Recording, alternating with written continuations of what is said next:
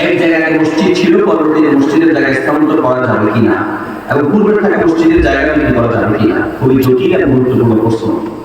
প্রথমত হচ্ছে মসজিদ প্রয়োজন সাপেক্ষে স্থানান্তর করা যায় আছে। ওমর রাদিয়াল্লাহু তাআলা এমনটা করেছেন, এটা প্রমাণিত আছে, হাদিস দ্বারা প্রমাণিত আছে, মুসনাদ আহমদের রিওয়ায়াত আছে, বাইহাকির রিওয়ায়াত আছে। এই অনুযায়ী প্রয়োজন সাপেক্ষে আপনার যে মসজিদ আছে, মুসলিম মুফতি সাহেব কি এখানে আলোচনা আছে নাকি? হ্যাঁ, ও আচ্ছা, ঠিক আছে। আমি বলবো এই একটা হচ্ছে ওইদিকে আরেকটা হচ্ছে না। আচ্ছা, প্রয়োজন সাপেক্ষে মসজিদ স্থানান্তর করা যায় আছে, অর্থাৎ মসজিদ এখানে ছিল, মানুষের জায়গা হচ্ছে না, আর একটা বড় জায়গায় আপনি মসজিদ নিতে চাচ্ছেন, জায়গা আছে। প্রয়োজন সাপেক্ষে মসজিদ, ভালোভাবে বুঝবেন, প্রয়োজন সাপেক্ষে মসজিদ স্থানান্তর করা যায় আছে। দ্বিতীয়ত হচ্ছে যেই জায়গাটা মসজিদ ছিল, আপনি যখন মসজিদ আরেক জায়গায় নিবেন, তো এই জায়গাটা কি করবেন? এই দুটি পদ্ধতি। একটা পদ্ধতি হচ্ছে মসজিদে যারা দাতা, যিনি দিয়েছেন, তিনি যদি বলেন যে না, এখন মসজিদ এখানে আছে, এটা পরিবর্তে বা এটা বিক্রি করে এই টাকাটি আমরা আরেকটা মসজিদ নিয়ে আরো বড় পরিসরে নিব, সাথে আমরা অংশগ্রহণ করবো, সাধারণত এরকমটাই হয়, তাহলে সেই শর্তে আপনি অন্য জায়গায় মসজিদ আপনি করতে পারবেন, এটা বিক্রি করে এই টাকাটা ওই মসজিদের কাজে লাগাতে হবে। কথা বুঝতে পেরেছি?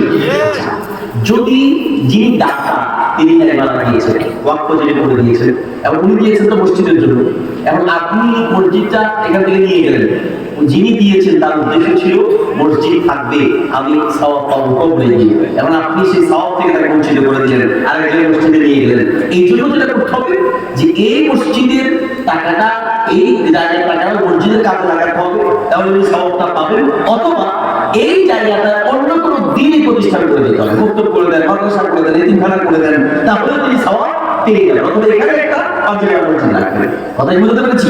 কিন্তু যিনি দাতা, কোনো মতেই তাকে সওয়াব থেকে বঞ্চিত করা যাবে না, তাহলে আপনি আপনাদের কাজগুলো চালাতে হবে। কথা ক্লিয়ার?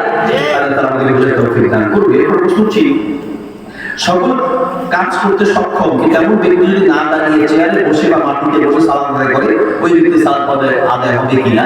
আমাদের মসজিদগুলোতে এখন চেয়ারম্যান নামাজির সংখ্যা বেড়ে গেছে, তাই না?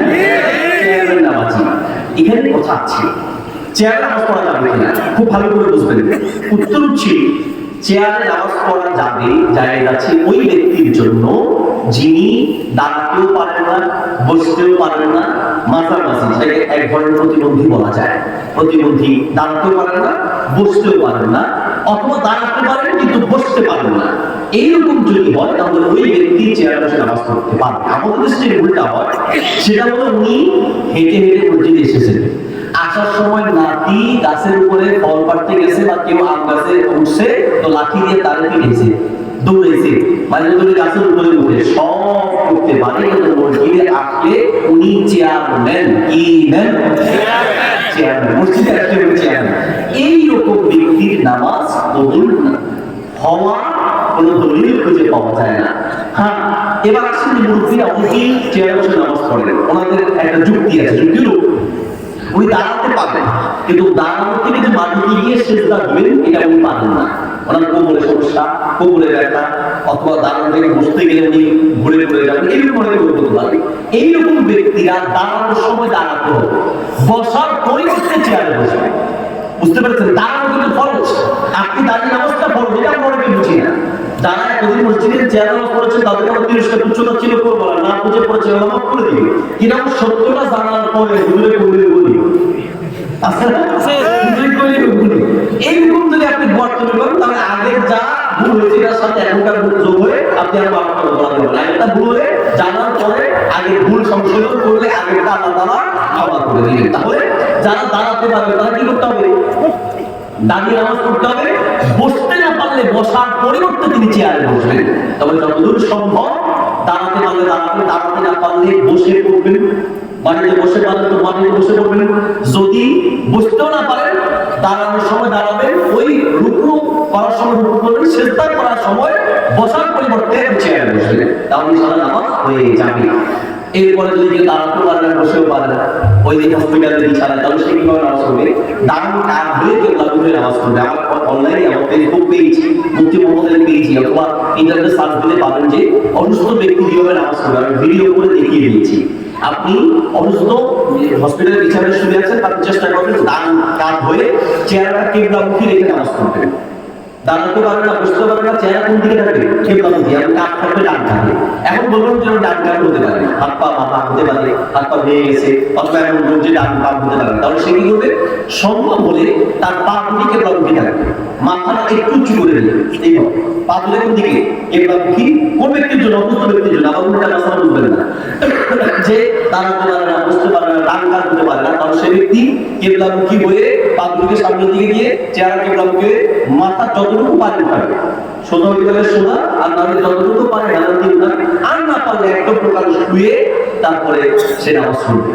এখন সে কিবলামুখী হতে পারে না, তাহলে যে অবস্থায় আছে সেই অবস্থাতেই নামাজ পড়তে হবে।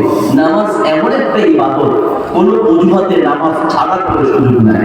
দাঁড়ায় নামাজ পড়তে দাঁড়াতে পারে না, বসে বসে নামাজ পড়তে বসতে পারে না, শুয়ে না পারলে কাত হয়ে, কাত হয়ে না পারলে চিত হয়ে, পবিত্র কাপড়ে নামাজ পড়তে হবে। পবিত্র কাপড় নাই তো অপবিত্র কাপড় আছে, সেটা দিয়ে নামাজ পড়তে হবে। পবিত্র কাপড় নাই, অপবিত্র কাপড় নাই, ল্যাংটা হয়ে ল্যাংটা অবস্থায় নামাজ পড়তে হবে।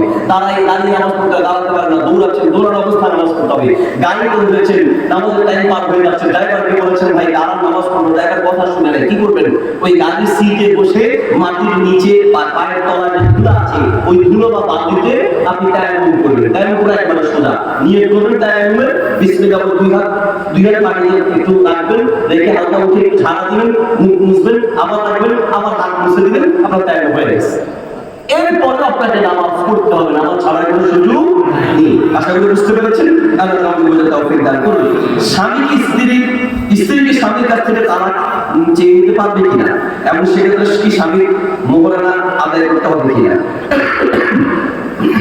উত্তর হচ্ছে স্ত্রী স্বামী থেকে তালাক চেয়ে নিতে পারবে, তবে সেক্ষেত্রে মোহরানা সে পাবে না, মোহরানা ফেরত দেবে, মোহরানার টাকা স্ত্রী পাবে। অনেক বুঝতে পেরেছেন? যদি কোনো স্ত্রী স্বামী থেকে চায় সে তালাক ফিরিয়ে চায়, আর স্বামী যদি তালাক দেয়, তাহলে সেই ক্ষেত্রে স্ত্রী মোহরানার অর্থ, মোহরানার টাকা পয়সা কিছু সে পাবে না। আচ্ছা, তালাক নিতে চাইলে কেন সেখানে কথা আছে, স্বামী দিবে কি দিবে না, তালাকের সম্পূর্ণ অধিকার তার স্বামী। আমরা একটা ভুল করি, কাবিন নামার 18 নম্বর কলামে একটা কথা লেখা আছে যে স্ত্রীকে তালাকের অনুমতি দেয়া। বাঁচতে চাইলে সেটা বলতে শিখাই দিব। মহিলারা যদি আমার গাড়ি আটকায় শুধাই দিবেন, মহিলাদেরকে আজকে বাড়িতে গিয়ে বলবেন, ভালো করে বুঝবেন শরীরের মাসালা, যদি একটু রস করে বলছি সত্যিকার শরীরের মাসালা, সেটা হচ্ছে স্ত্রীকে যদি আপনি তালাকের অনুমতি দেন, তাহলে স্ত্রী কিন্তু নিজে তালাক নিতে পারে। কিভাবে নিতে পারে এটা বলবো না, বললে আজকে বাড়িতে গেলে যুদ্ধ শুরু হয়ে গেছে, এই জন্য এটা বলা হবে না, বুঝলেন? কিভাবে তালাকটা নিতে হয় এটা আমি বলবো না, সেটা শুধু বলবি স্ত্রীকে তালাকের অনুমতি দিলে সে তালাক নিতে পারবে। এটাকে তালাকের তাবিজ বলে। এটা ওই 18 নম্বর কলামে লেখা থাকে, অনেকে না বুঝে সাইন করে দেয়, স্বাক্ষর দিয়ে দেয়। এই লাস্টে বাড়িতে গিয়ে প্রথম সবক বিবি বছর প্রথম কথা হলো তোমার আমি তালাকের অনুমতি দিলে, যদি দেন তো সকালে ঘুম থেকে উঠে একবার তালাক দিবে, রাতে ঘুমানোর আগে আরেকবার দিবে, দুপুরে খাওয়ার আগে একবার, পরে আরেকবার, ঠিক না? এই জন্য শরীর মহিলাদেরকে সরাসরি তালাকের অনুমতি ক্ষমতা দেয় নাই, কারণ দেখেন কিচ্ছু হলে কোনো কথা না, ঠিক না? বাকি প্রস্তাবই শুরু, থাকবো না 20 বছর হয়েছে, এখনো কিন্তু জানে না।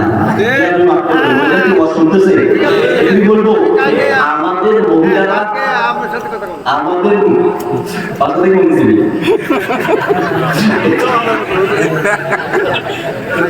আচ্ছা মাকে বন্ধ করে বন্ধু থেকে আরে ঘর থেকে বুঝলে ঘরে চেয়ারম্যান আছে না, ওই চেয়ারম্যানে বলতে পারে। এদিকে আমাদের মহিলারা পিটানি খায় খালি 2 ফুটের কারণে।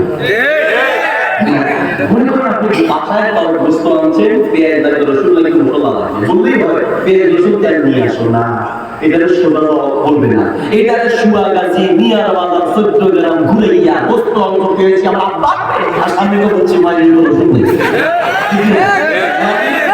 সোনা বলে না। মা বাবা রাসূলুল্লাহ লাকিন রাসূলুল্লাহ তোকে বলি কখনো বউ পিটায়া ঠিক করা যায় না, বউ ঠিক করতে হয় বোঝায়া আদর করে, পিটায়া ঠিক করা যাবে না। আদর করে ভালোবাসে। রংপুর থেকে এক মহিলা ফোন দিয়েছে, হুজুর একটা জটিল মাসআলা কি হুজুর আমি আমার স্বামীর আব্বার রাখছি।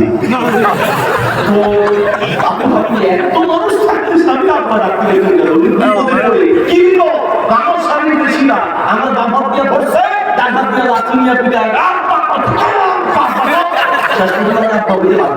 এই হলো আমাদের সমাজের বাস্তবতা। ঠিক না?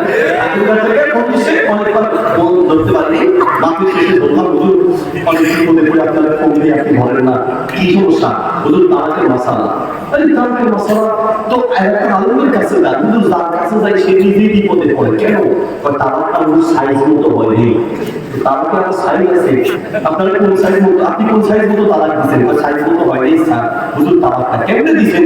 তালাক দেওয়ার সময় বলছি করে তালাক তো মানে তো আব্বার কাছে ঘুষ দিবেন 100 200 300 আমি বললাম 300 দিয়ে বলছেন তো মোটামুটি আপনার কাছে কত লাগে তারা মাথা ঠিক আছে এইবার সঙ্গে একটা কথা বলছি ঘরে ঘরে তালাক করতেছে আমার অফিসে সকাল থেকে কি কাজ কেউ তো 2 দিন 3 দিন পর্যন্ত দাঁড়িয়ে কি তালাকের মশলা কি তালাকের মশলা মোবাইলের সিম চেঞ্জ করতে করতে 5 নাম্বারটা আমার কাছে একটা আমার সহকারীর কাছে আর দুইটা দুই অফিসে এইভাবে সিম পাল্টাই করে শুধু তালাকের যন্ত্রণা শুধু তালাকের যন্ত্রণা।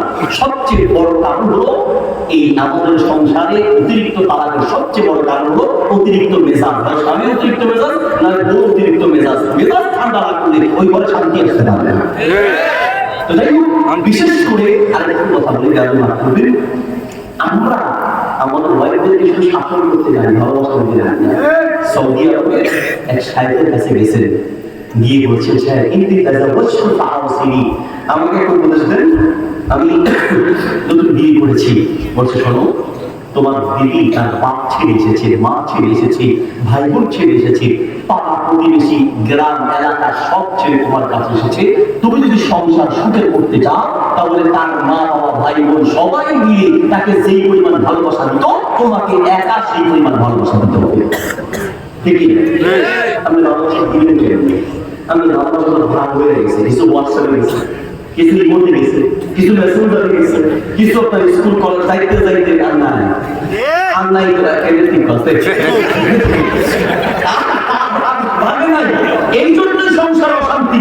এটা মুরব্বী আমাদের বেরোনা করবেন আমাদের মুরব্বীদের স্বামী স্ত্রী ভালোবাসা কিন্তু কাকে বলে মুরব্বীদের ধরে শিখতে হবে। বয়স 50 60 70 হয়ে গেছে কোনো কারণে বোন মারা গেলে কয়েকদিন পরে স্বামীও মারা যায় আর যদিও বেঁচে থাকে চেহারার দিকে তাকালেই বোঝা যায় যে এই লোকটা পরিবার টুকরা পরিবার ফেলে দেওয়া হয়ে গেছে। দেখি না আমাদের সঙ্গে দিয়ে হাতে কি মরতে দেরি রেডি হতে দেরি ঠিক না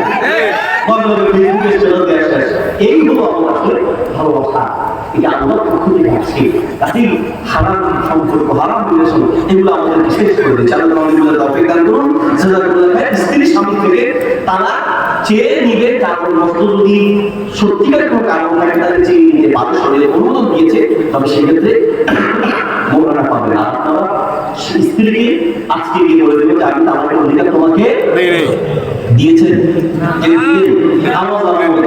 সব জ্ঞান পুরুষ দিবে না এটা বলে দেবে শরীরে কথা বলে দিতে হয়। আমরা যদি জিজ্ঞেস করি আপনি কি আপনার স্ত্রীকে তালাকের অনুমতি দিয়েছেন কিনা যদি বলে যে দিয়েছি তো শেষ। আর যদি না দিই ওই যে আপনার কলমে বলে লিখে দেবে তো ওই জন্য বলে দেওয়া উচিত যে আমি আমার স্ত্রীকে যদি দিতে চান সেটা আপনার বিষয় আমি তো নিষেধ করার কোনো অধিকার নাই।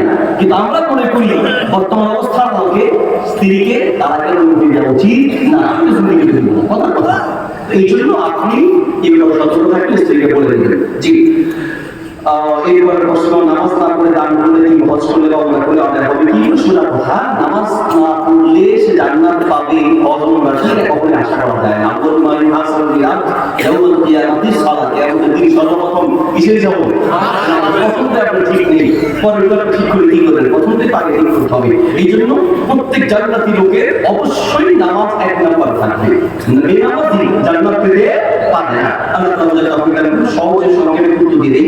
আমরা যদি কোনো মানুষকে নামাজ পড়তে বলি আর বেশি নামাজ না পড়ে তাহলে কি আমাদের দায়িত্ব হবে হয়ে যাচ্ছি? আমাদের দায়িত্ব হচ্ছে পড়া, আমাদের দায়িত্ব হচ্ছে তাকে দাওয়াত দেওয়া। ঠিক না?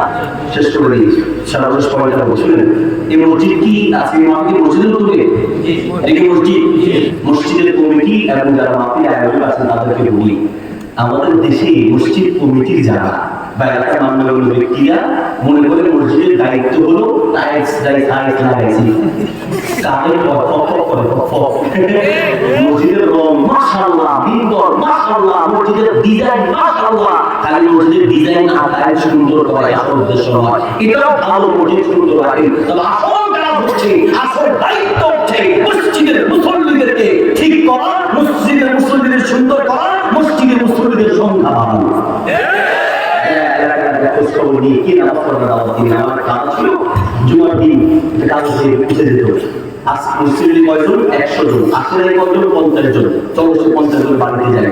মসজিদের সভাপতি, সেক্রেটারি, কেশিয়ার, কমিটির লোক, এলাকার যুবক নামিয়ে যেতেন সেই বাড়িতে। কিসে মসজিদে যাবেন কেন? জানলাম না, জানলাম বললে হবে না তো। তুমি যদি আমাদের মুসলিম সমাজে বাস করতে হয়, আমাদের সমাজে থাকতে হয়, নামাজ পড়তে হবে, নামাজ না পড়লে তোমার জানাজা বাকি হবে, ঠিক না? দায়িত্ব নেয় মসজিদ কমিটির দায়িত্ব নেয়, ইমাম সাহেব দায়িত্ব নেয়, যুবকরা দায়িত্ব নেয়, একদিনে দেশ শান্তি যাবে